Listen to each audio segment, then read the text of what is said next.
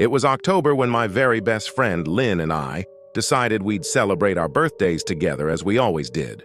But this was a special year. We were both turning 18, so we decided it would be a good idea to celebrate by bar hopping from town to town down 20, which was a main route that connected all our little upstate Ohio towns together. Our birthdays were less than 2 weeks apart, and we had been best friends from our first meeting at age 12. Not too much to remember until our last stop. We were about 40 miles away from home at this point, and this is where my story begins. I met Kevin. He was tall, blonde, and had sparkling blue eyes that twinkled with just a hint of mischief. He was 5 years older than me. Quite gregarious, fun-loving, and spontaneous, with a hysterical sense of humor. He had a very adventurous spirit and enjoyed skydiving. He was also an amateur photographer as well. He liked to take pictures as he was free-falling. He had a job and a car and attended the local college. I just loved his spirit. As you can imagine, I fell in love fast and furious. We were together every spare moment, running around with our friends and going to parties, just living it up as young people do. Not a care in the world. If a great song came on the radio, he'd pull the car over and dance in the street. Anytime we went to the movies, I'd let him pick as his choice was the best choice always. He was smart and articulate and very good-looking. There was never a dull moment with Kevin. I just adored him. In June 1973, he and his little brother decided to take a road trip out to experience the mountains in Colorado for the summer. I was so happy for them both, and I really loved his brother too and wanted them to go and have a good time. What I did not know yet, I was pregnant. While they were out on their adventure, we communicated infrequently. No cell phones back then. I was afraid to tell him, and when I finally told him, he was silent. I didn't hear back from him until about 2 weeks later. He wrote me a letter and informed me that he wasn't coming back to Ohio. I was devastated, heartbroken beyond imagination. During this time, I came across an article in the Reader's Digest on how to cast a love spell. Of course, that's the answer, right?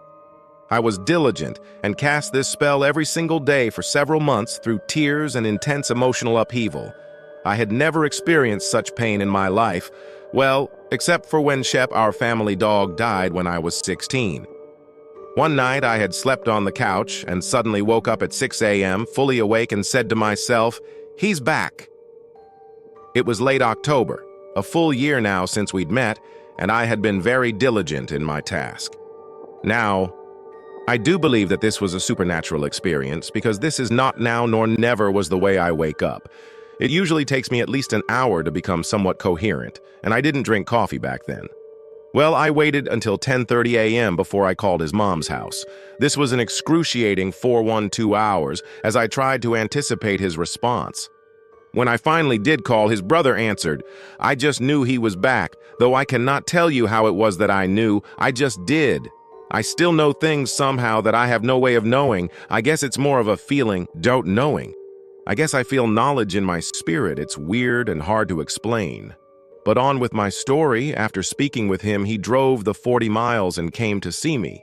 I don't know what went through his mind. I was very pregnant and had gained about 50 pounds, but everything seemed to be all right. He moved in with me right then and there. He got a job, and the baby came. What a darling little boy he was, and the apple of our eye. At first, I did not notice the changes in Kevin. They were very subtle at first, but soon he became very stressed. Quit his job, started doing major drugs and alcohol, and spent more and more time away from home. Now we had done our fair share of partying, let me tell you, but this became way out of hand. And maybe now that we had a baby, I wasn't so much fun anymore since I took my responsibility as a parent very seriously and didn't run around and party anymore.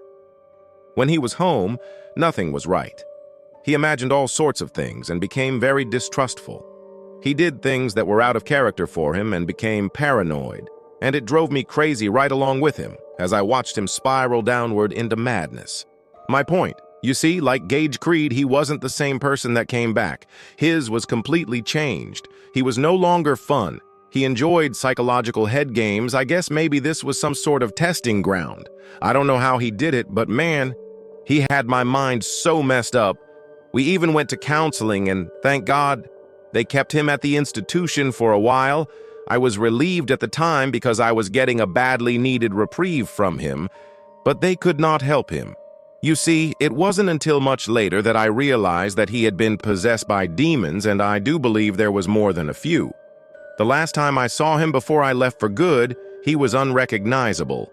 He emitted an undescribable odor that was so offensive but was not a normal smell. His knees were larger than his thighs, and you could see every rib protruding from the back or front. His eyes had dark circles and were sunk into his head, and he looked absolutely haunted. He looked like a person who had been in a concentration camp. I remember looking at him in amazement that he was actually still alive. I was finally able to escape by taking my child and moving to the middle of the U.S. where I knew no one. I did see him again sometime later. He had put on a small amount of weight, although his mind was still the same as when I had left. God forgive me. I always wondered if I had been the cause of the demons by my spell casting. It seemed like he had a legion in there. I still feel responsible because I don't know for sure if every time I cast that spell, if he didn't receive another demon. I kind of suspect it was my fault. You know, like another knowing. Please don't mess around with any kind of spell, no matter how innocent it seems. You don't know the ramifications of your actions. Believe me, it's better to let them leave and find another person. It's just not worth the torment you will put yourself through, and sadly it will be your own doing. The reason I've decided to share this is maybe I can get some peace knowing that my story helped at least one person escape what I experienced. I've lived with this my entire life. Let this be your warning.